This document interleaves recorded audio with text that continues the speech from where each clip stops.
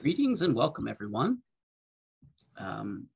This is a joint presentation between myself and River, and we're going to be talking about mala beads, how to make them, a little bit of history about them, and some symbolism behind them. Everybody here, of course, knows both of us, so don't really need introductions, I guess. So, you want to get us started off, River? Sure.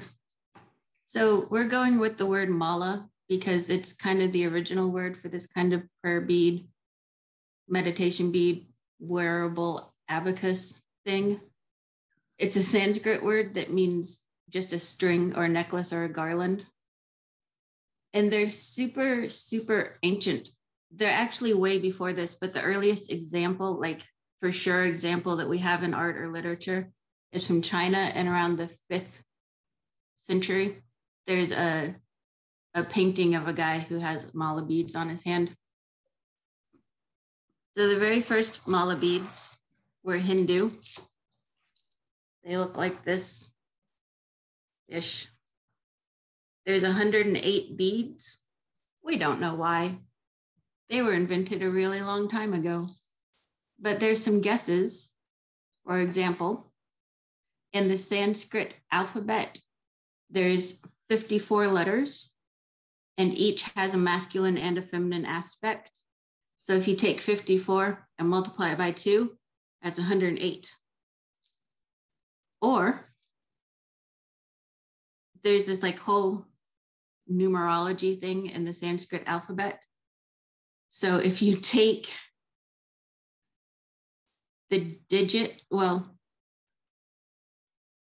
some about how you can add up some of the numbers in the word mala and japa mala, which is another way of saying mala, has to do with coming to 108. It's also a number that they call a joy number or a great joy number, which is when the digits of a number can be divided into the number evenly. So like 108, 1 plus 0 plus 8 is 9, which goes into 108 12 times. And that's meant to be like auspicious and cool. So the way that these are made, the Hindu version, is that they're typically made out of a natural material. There's 108 beads around, and then I just have a random pattern with tiny blue beads in between because it was pretty. And then at the end, there's a bead called the guru bead. You do not count it when you're going through and doing your 108 repetitions of a mantra. But it's just a time to like pause and take a moment and think about your teachers and the things. And then, so you go around, right? You go around and you get to the end again. You do not keep going. You flip it and go back. And I read that and I was like, wow, there's got to be like some super cool significance about us not being divine enough to complete a circle or something. It's because when you slipped the beads down, you created a space and now they're tight in that direction. So you flip it around and you've got space again. It's just very practical. So like I said, they use natural elements. These little guys are stone, carved stone. And these are bead that are made out of a seed of a tree, which is called a Rudraksa,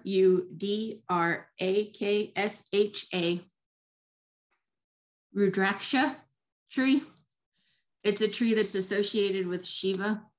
So they're quite commonly used in Hindu malas.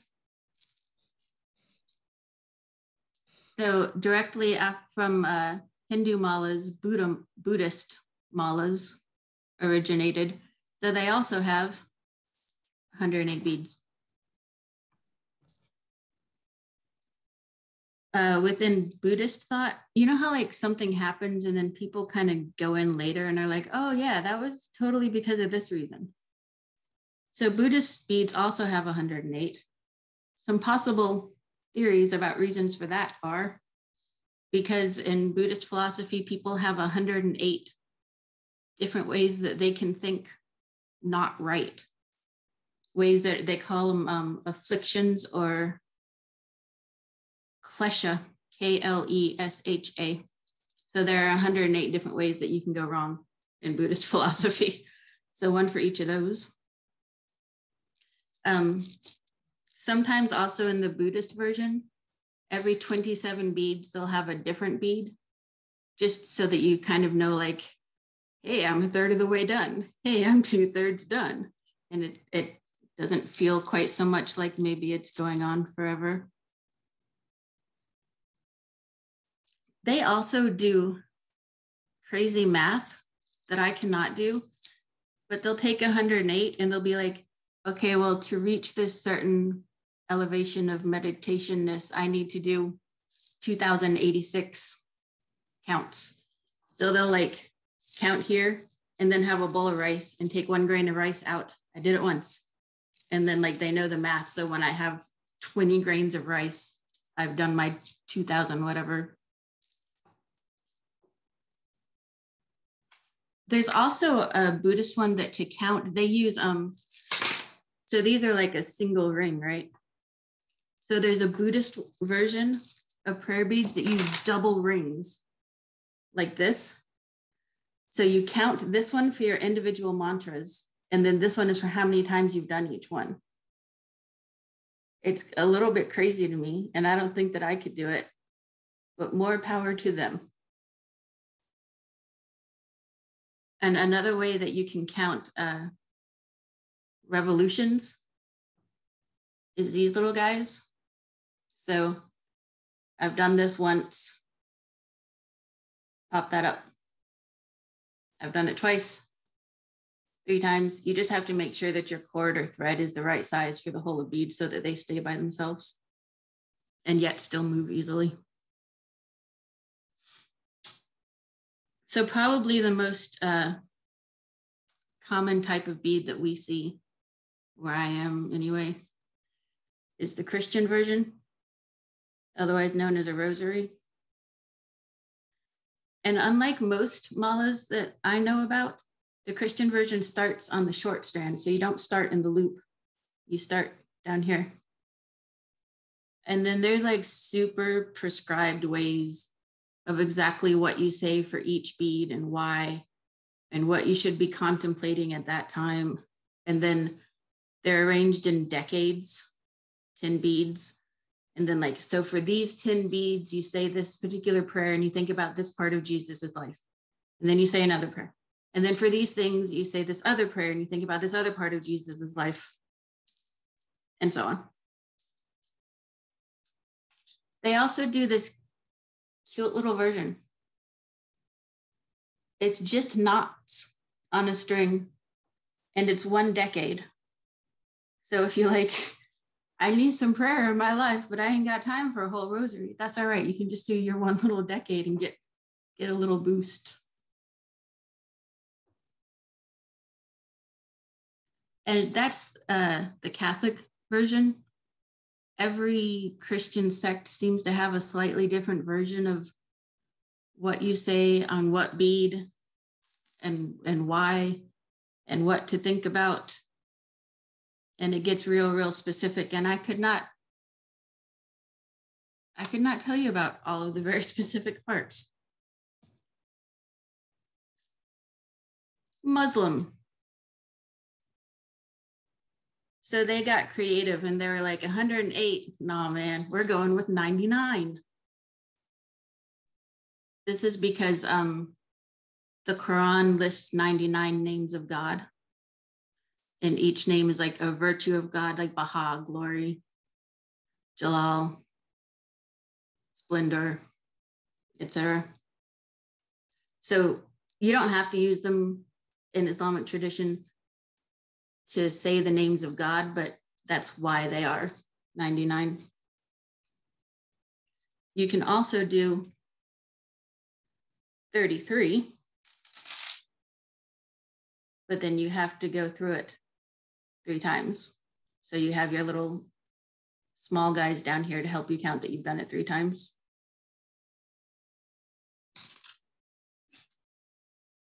And they got special names too. The 99 is called a suba or a tasbih in Arabic. And the short guy is a misbaha. They also say in some of the sects of Muslims, the ones that tend to be more like mystical, that the click of the beads that they make when they hit together is supposed to be like a calming sound, or like a kind of holy sound. So the Buddhist and Hindu, right, they use natural materials. For Muslim ones, the more ostentatious, the more beautiful, the more what I might consider gaudy, the more you're showing honor to Allah. You're saying like, I'm using this rich material in my conversations with you. Then there's Baha'i religion, which is also an Abrahamic religion. It's the most recently started of the Abrahamic religions. It's a religion that I was raised in. They also use prayer beads. They just call them prayer beads. They don't have a special name. This is one set. So they use 95. I don't know why. Isn't that crazy? Like, I was raised a Baha'i and I don't know why it's 95. I know that 95 appears in the literature quite a lot, but I don't know why. And nobody that I asked, like my dad, who raised me as a Baha'i, knows why it's 95. The other religions, you'll often see the malas like wrapped around somebody's wrist, or they'll wear them around their neck. For Baha'is, that's considered not reverent enough for something that you use during prayer. So you'll very rarely see a Baha'i wearing prayer beads. They'll just keep them for use at home, or keep them in a pouch if they're taking them with them somewhere or something, but they won't wear them. Baha'is also, with the counting, can do 19 and 5 makes 95. And also for Baha'is, 9 and 19 are also sacred numbers. So for this one, the green ones are 9, and then the pink ones are 10. So then together, you can count out 9, or you can count out 19, or you can count out 95. Baha'is are prescribed. They have to say a particular mantra 95 times every 24 hours. So that's what they're using theirs for. So those are the only like prescribed. This is how you need to make a mala in order for it to be a sacred mala in our traditions that I know of. After that, it gets more personal, right? So like, I tend to follow kind of cycle of the year, pagan-esque traditions. So I have this guy, which has 8 sections for the 8 major festivals, and tiny little moons hanging in between to just help me to contemplate the reasons for the festivals and the mood that they bring and that kind of thing.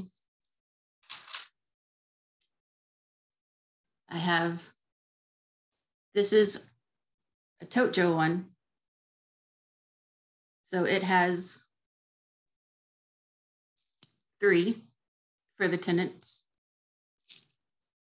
then 5 for the code. And then I use one bigger, different looking one for the creed, because to me, it's kind of like one entity. It's like the creed, it's just one thing. But some people will use 15 beads instead, because there's 15 lines in the creed. Then 16 for the teachings, then 21 for the maxims. This is also way more subtle, way more simple Tojo one. And like, it has nothing to get in the way, so I can just stick it on my wrist for a day if I want to or something, and I've got it with me.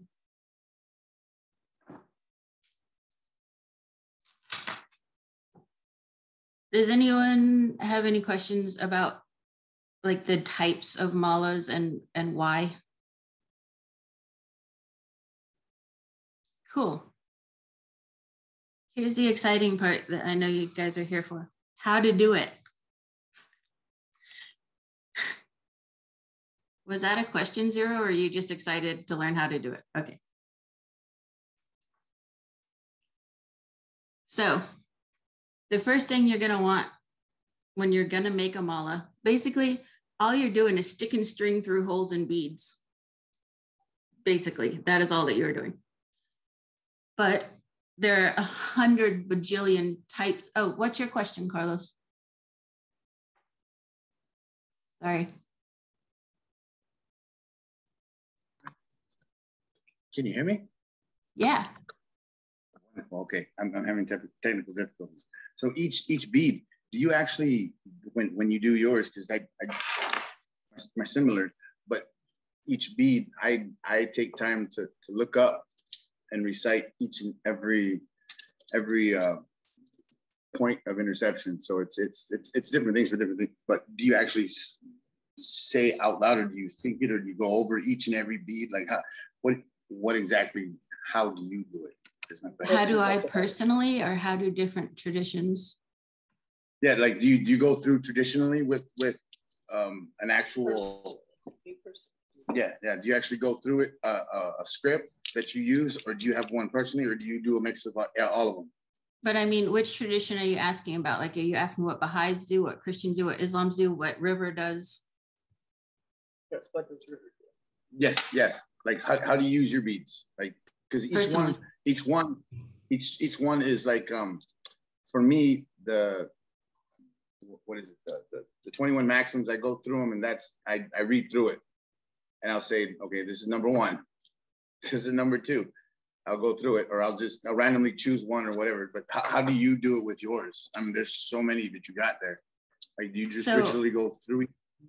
Can we hold that over until the end? Perfect. Because I feel like that's going to be a bigger discussion. I actually cover that in the section that when I pick up. There we go. So the first thing you're going to want is to pick your string. There are 100 bajillion different kinds of strings. There are 3 that I recommend. I recommend you do not use thread. It will break. No matter how heavy duty the packaging says it is, the thread will break. I recommend you do not use a ribbon of any kind. It will not hold a knot. Do not use beading wire. It's way too stiff for this kind of thing where you're going to be manipulating it a lot. And after several manipulations, it will break. Do not use elastic, even though it seems fun, like, ooh, I have this tiny one and I can stretch it and put it on my wrist. The elastic will stretch out. It's not good. It's not going to work in the long term. What I do recommend is this kind of silk cord. It comes in colors and it comes in sizes.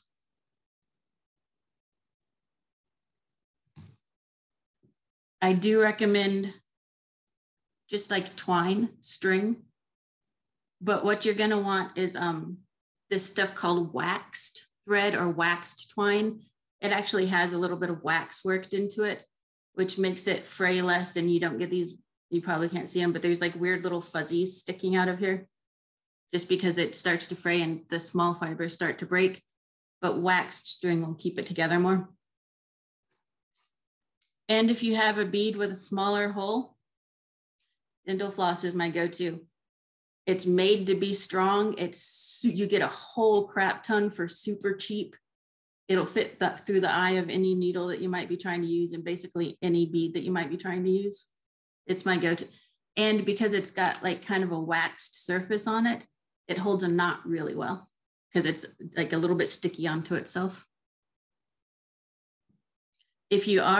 So for the bigger cord, it's big enough that you don't need a needle. You can just stick it through a bead, right? As long as your bead hole is sufficiently sized. For the dental floss, you're gonna want a beading needle. They come in these little tubes because they're super small. You can't even see it. They're basically two tiny pieces of wire,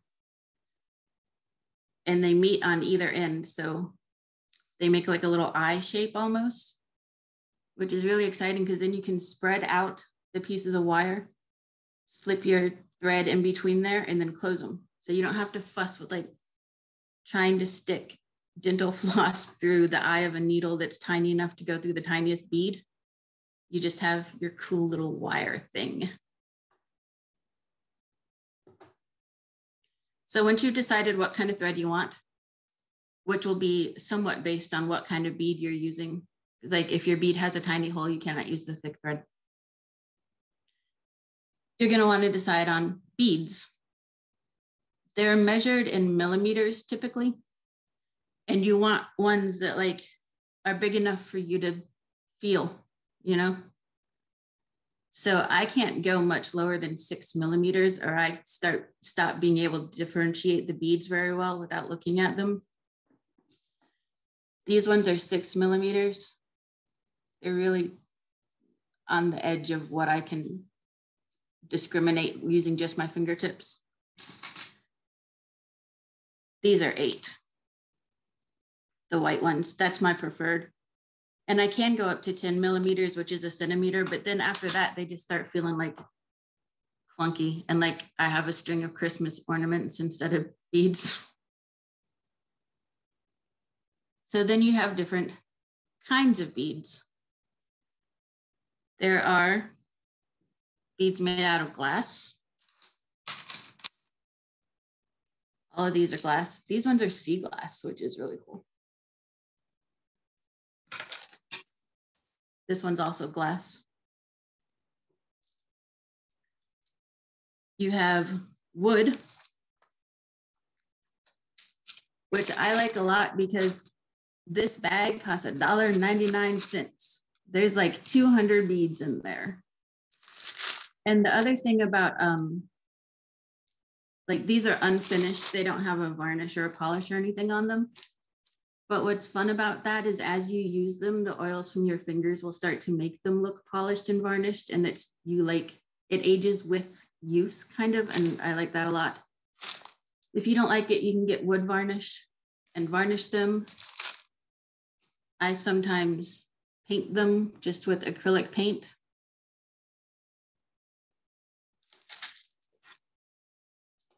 If you do paint a wooden bead though, you're gonna wanna put a coating on the outside, either just a clear coat of paint or clear nail polish.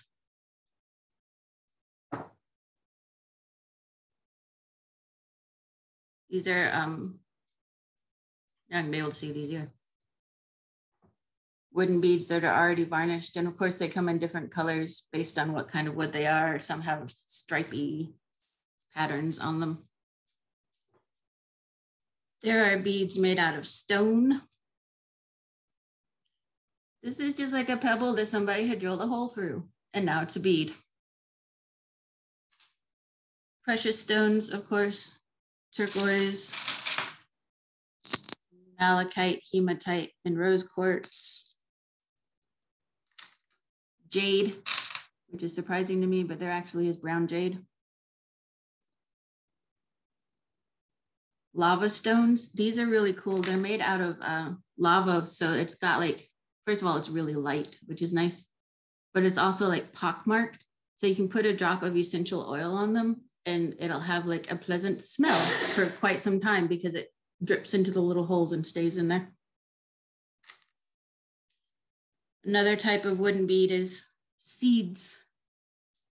These are juniper seeds that were collected on a Navajo reservation. They're supposed to be about protection, apparently. They were given to me by one of the elders there. Metal, of course. They get heavy though, depending on how many you're putting. Shell. And then as far as, like, so beads can be super cheap, right? Like $1 for 100 for the wooden ones. I just looked this up this morning. It's these ones, they're plastic, but you can get a bin of 1,000 beads for $5, which is pretty cool. And then you can make beads. You can use clay. It's just called Sculpey or FEMA clay.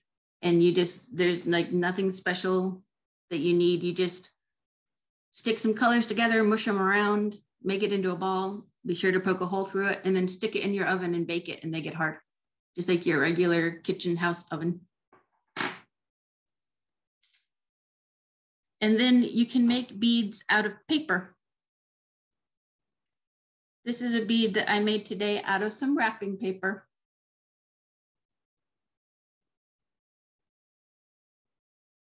These are beads that I made out of junk mail. It had a cool pattern as trim, and so I cut it up and made a bead out of junk mail. Wrapping paper. So the way you do this is you cut a strip of paper. These guys are just straight pieces of paper, like a rectangle of paper. And this one is a triangle of paper. It just gives it a little more visual interest. And you take straight up Elmer's school glue, decide which side is the inside, so like not the pretty side, and smear glue on it. You will get messy. You can use a paintbrush if you want. I just put a dab of glue on my finger and run it down it.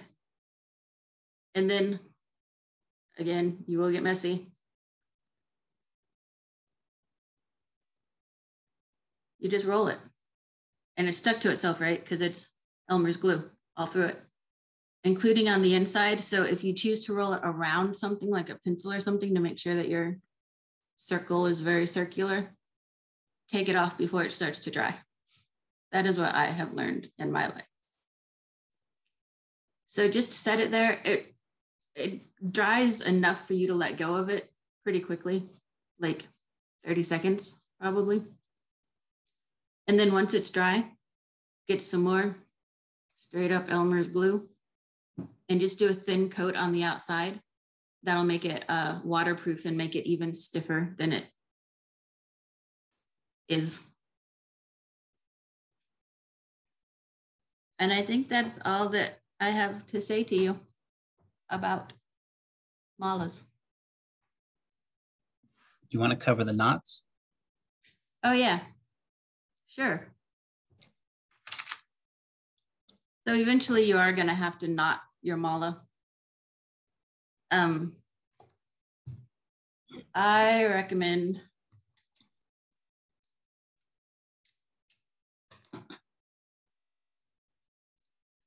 this kind of knot,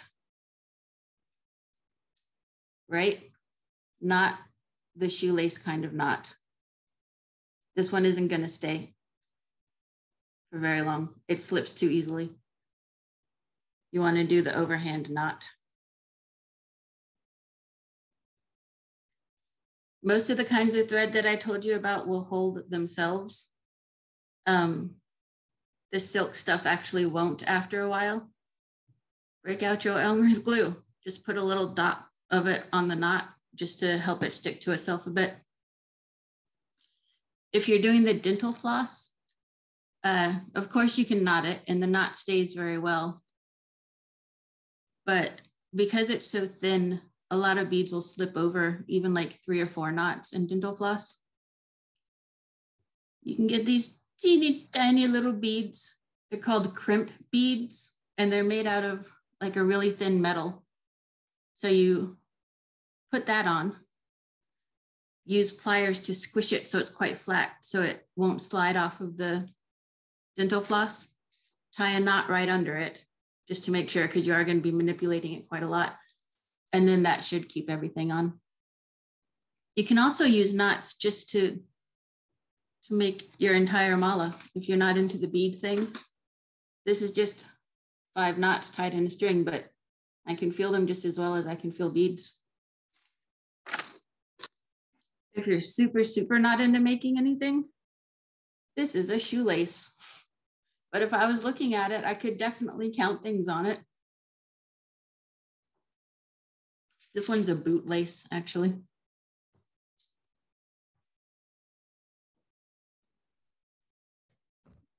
I'm over here taking notes because that's cool.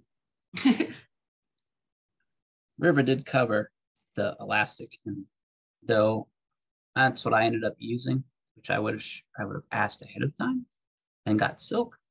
Eventually this will stretch out, unfortunately, which is not a big deal. I can remake it. I have everything prepped for it, but still.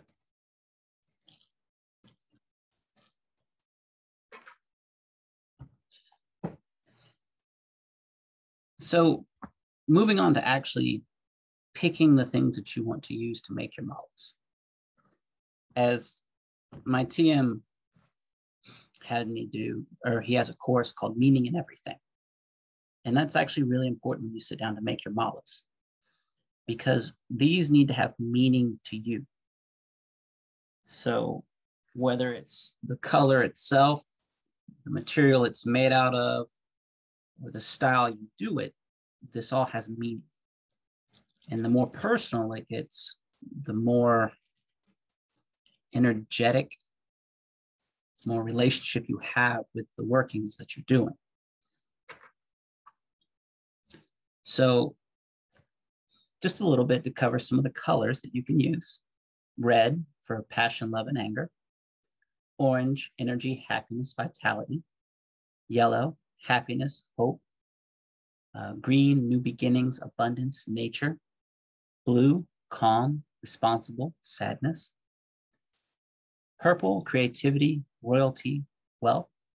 Black, mystery, elegance, evil. Gray, moody, formality.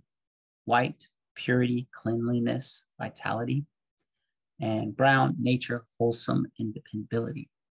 When I made mine, I based mine off of lore, and I picked colors that meant what that particular section of our doctrine meant to me and where it associated. I also added additional spacers in mine for pause points to think about what I just went through. So get back to that in a little bit. Now, your material for your beads, as River was saying as well, has importance. So I did stones mostly when I was going through this to talk about, and you can do you can get clear quartz, which is for amplifying energy, aiding concentration and memory, help balance your energetic system. Obsidian, which is a protective stone. It's to shield against physical or emotional negativity, get rid of emotional blockages, promote the qualities of strength, clarity, and compassion, help you find your true sense of self.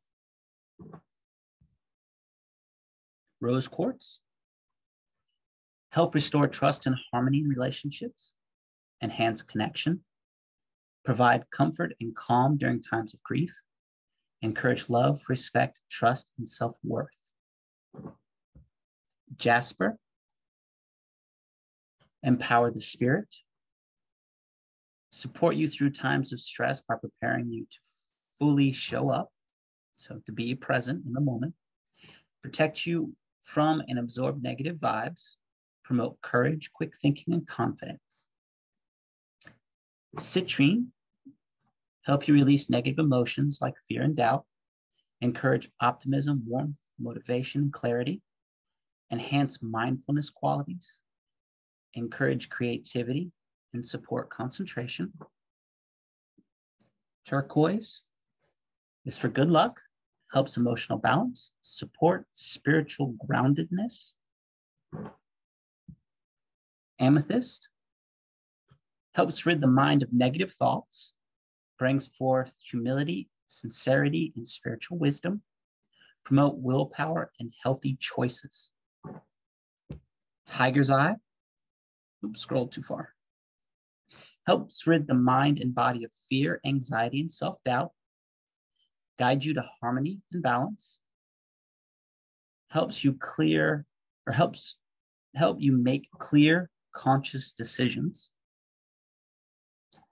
Moonstone encourages inner growth and strength, soothes feelings of stress and instability when embarking on new ventures, helps you move forward successfully, promotes positive thinking, intuition, and inspiration, supports success and good fortune. Bloodstone, draw off negative environmental energies, encourage circulation of ideas and energy, promotes selflessness, creativity, and idealism, reduces irritability, aggression, and impatience. Sapphire attracts prosperity, happiness, and peace, opening the mind to beauty and intuition, help with clear seeing, and promotes a positive mood. Ruby restores vitality and energy levels, supports intellectual pursuits, brings self-awareness and recognition of truth. Now, these are natural stones, of course, and then you have stones that you can, or beads that you can use of different shapes that can have personal meaning. River actually was showing me some of the different shapes of beads that they have, and I never even thought about it when I was making my mala beads, using a different shape for my pause sections, or for the, I did for my end piece here, I did a different material, but I could have done different shapes in between each of my sections instead of just doing a different color to have a different feel as I go through with my eyes closed and work through my beads. So that's something to keep in mind. And that shape, that design, whatever it may be, can have personal meaning. That's something to really think. That took me more time thinking about putting together the meaning behind the beads, why I chose the colors, the material, the color of the cord, the tassel at the end. The making of your mala beads tends to be, that process of making tends to be fairly simple. But is the decisions that you make, the reasons why, the amount that you use, the spacers, the material, that's something you really need to put a lot of thought into. Just putting this together willy-nilly, if you will, you're not attached to it. It's a tool at that point. And though you're going to use this in a spiritual practice, something to help you focus, something to help remind you of the path, the doctrine, the choice that you have made to walk. If there's not meaning behind that, then the act itself of using these really has no meaning.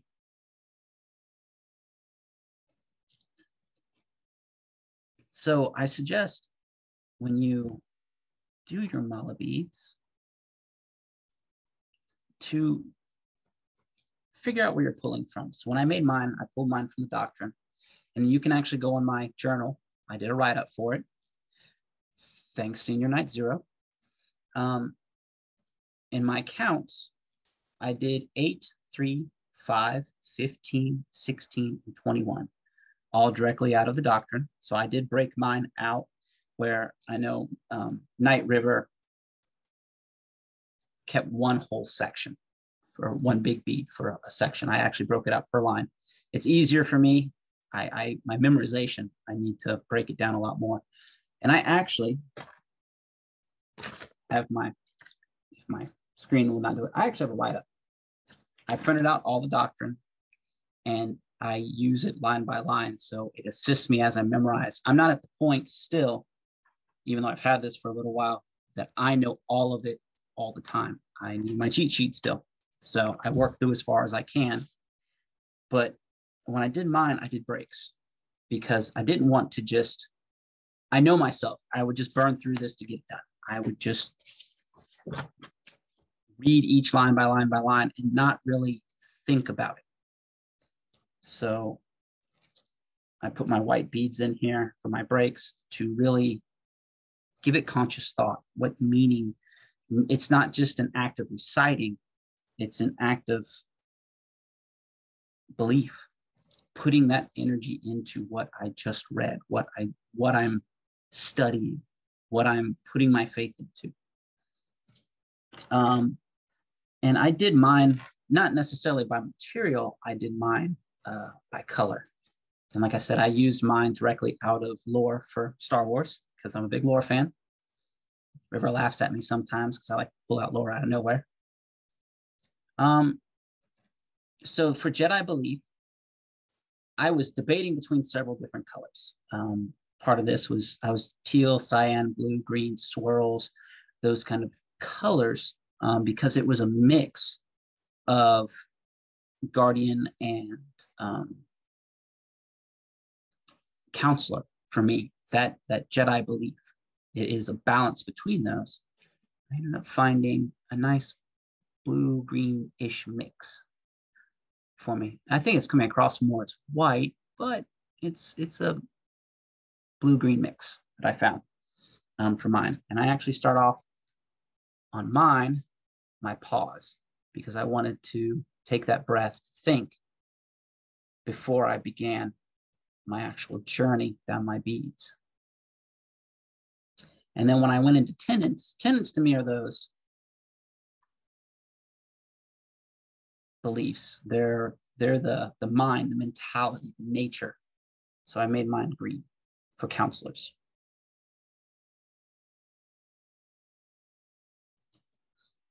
And then I go into the code, which is for light blue.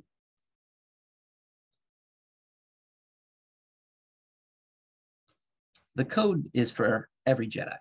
It is what we recite to ourselves through hard times or when we're trying to put our minds back in order. Hard day at work, take a moment, recite the code. Get angry, take a moment, recite the code. Want to punch somebody? Take a moment, recite the code. Even if it's just sections of the code, let's be honest. You're having a rough go of it, you stop and recite the code so you don't do stupid stuff because you want to follow that Jedi path. You want to be true to it, to the nature, the belief, the core values of it. And the code is that core value. It is something that we have all memorized and we turn to daily to help us keep on that path. So light blue for me. And then as we go into the creed, yellow for sentinels. They are the artists, the investigators. And the creed is, to me, guidelines. It's a mindset. You can kind of bend it and move it a little bit as you go along. It still has its truths to it, but to me, the creed is somewhat artistic. So I went with Sentinel colors for that.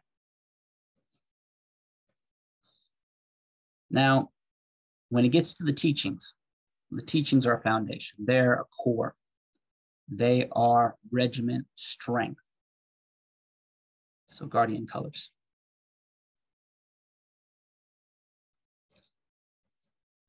And then we go into maxims. Maxims, as I put in my notes here to myself, are what we recite to ourselves over and over, strengthening oneself against the dark side. Same thing a wielder of a purple lightsaber may do along their path. So I made that purple. Mine, as you see, has meaning to me, value to me. And I wish when I restring this, when I eventually do break it, as Night River has stated, elastic is not the best thing. I want to go back, and as I string each bead, I want to recite what it means and have it represent the steps along the path for myself. And that's something I wish I'd have done when I originally created it, but I didn't think about it until later. But to put that energy into it as I make it, not just as I use it, but as I create it.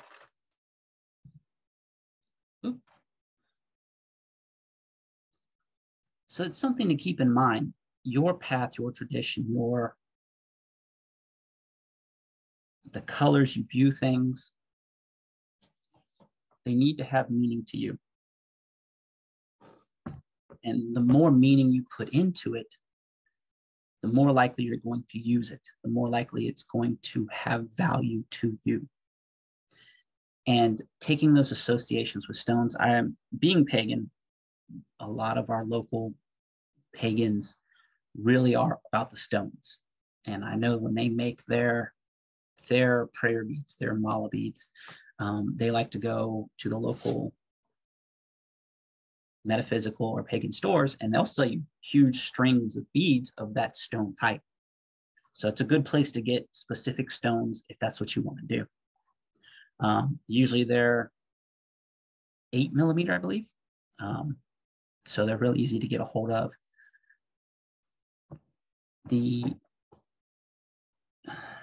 Take the time, do some research, write it out.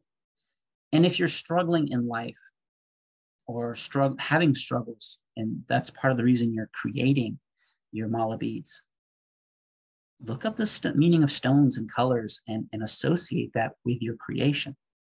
Tie things together. At this point, I'd like to open up the floor for questions. Wait, can I say one more thing about knots right quick that I forgot? Yes, please. Which I feel like is important. So after you cut your little guy, you're going to have a little tail and it is going to fray. But if you just burn it for a hot minute, don't stick it directly in the flame, just close enough that it starts to melt, because almost everything that you can get your hands on has some poly, whatever it's called, in it that will melt. So just melt the ends a little bit. It'll just make it a lot more secure and a lot more prettier. I actually melted my tassel string to my cord, and that's how, and I hid it in the cup piece for the end, and that's actually how I tied mine together. I melted it, and then I squeezed them together real quick, and they bonded pretty good. So I have a question. Go for it.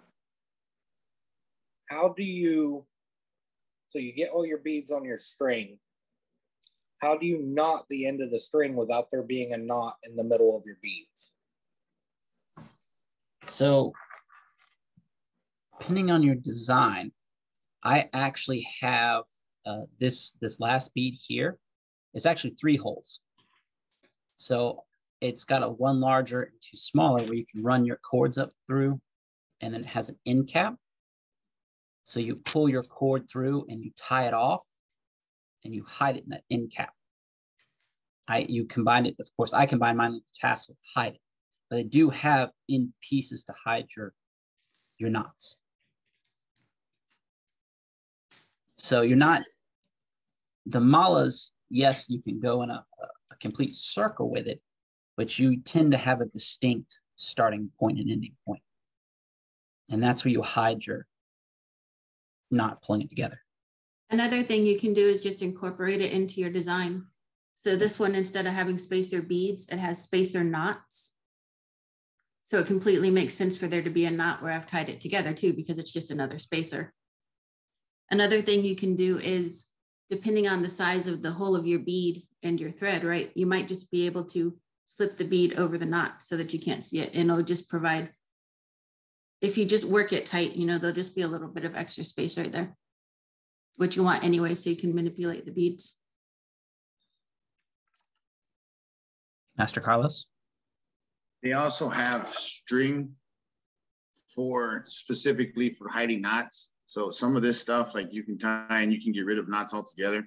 They just fall right into the thing. But there's actual string that you can get that'll make knots disappear too. So if you want to go that route too.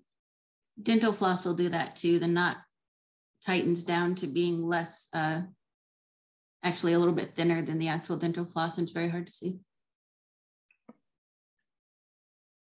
I'm a big fan of going as cheap as you can when you're making things. I mean, inexpensively, so long as it's gonna perform in the same way. Well, when I did my mala, we are required by my job to have magnetic closers, so that if something were to happen, it can fall off. If someone were to grab it, it can fall off.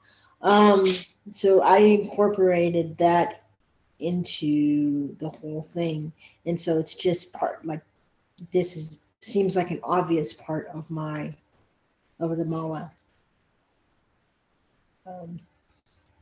Yeah. That's brilliant, actually. I didn't think about using magnetics to close it. So Carlos, you'd asked about use. The way I use mine depends on everything. If I'm alone, I'll tend to say it out loud, or at least mutter it. If I'm not alone, I tend not to, because I'm just shy like that. Sometimes in the morning, like I wake up stupid early, and I don't like to like kind of break the quiet of the morning. So I'll just like whisper it or say it, kind of mutter it under my breath a bit, or even just mouth it silently. And then I have ones like this that just has 5 knots for the code, as Ashria was saying, is really handy throughout the day sometimes. So I'll just knot it onto my wrist if I know that I might be heading into a stressful situation. And I can just quietly on my wrist, everybody knows what I'm doing. I'm just messing with my bracelet. I'm doing my code for myself. I have these bracelets that I wear all the time, and each bead in them, each bead in this one represents a person in my life important to me and has taught me things that I feel like I need to remember. And this one is concepts in my life that I feel like serve me and that are good for me to remember sometimes. So I might even just, find the appropriate bead and just lay a finger on it and take a few deep breaths or something like that. And then I tend to do my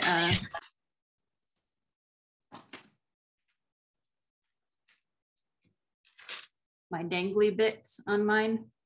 They tend to be 5 beads, again, for the code. So I know it's just right there. I can grab it. I've got my 5 to work with. Thank you.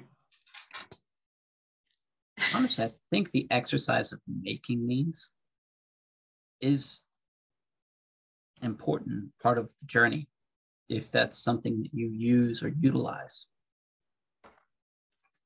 Hint, hint, wink, wink, Master Oz. Seminary.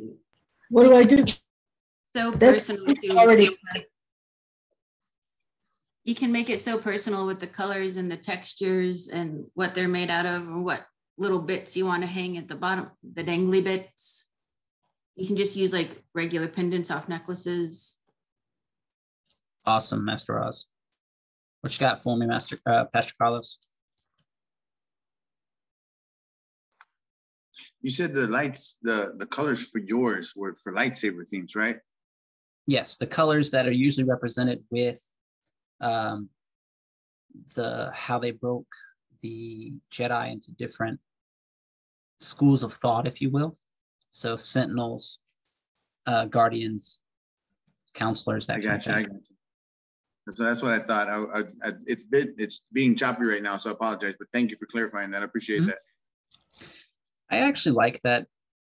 I don't know. I'm really like that part of the lore for some reason. It always has stuck with me, and I think that even sitting here, I can look at each individual and mentally classify where you would fall within that. So it just shows through each of us. So it's just something that I stuck with. This was my first Jedi-based mala, and it's white and black and gray swirls, because for me that's like balance, right? Like all the things coming together to form one useful, beautiful thing. Bindu. Exactly. It's before me. Mm-hmm.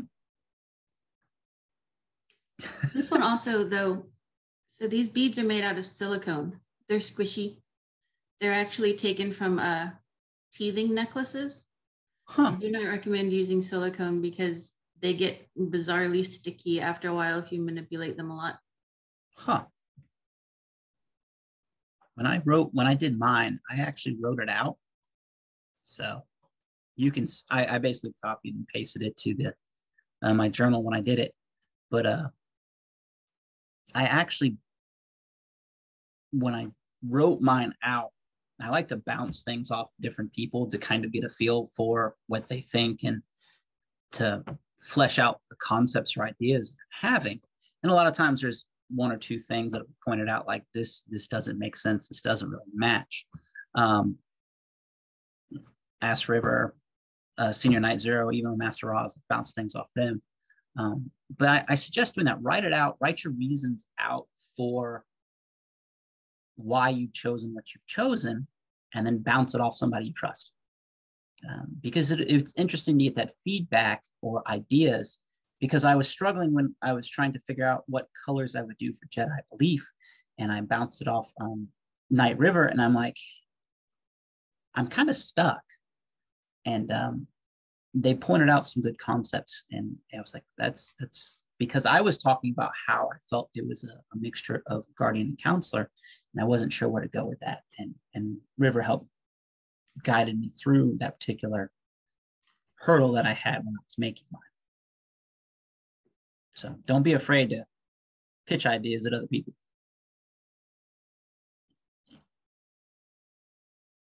Is there any other questions?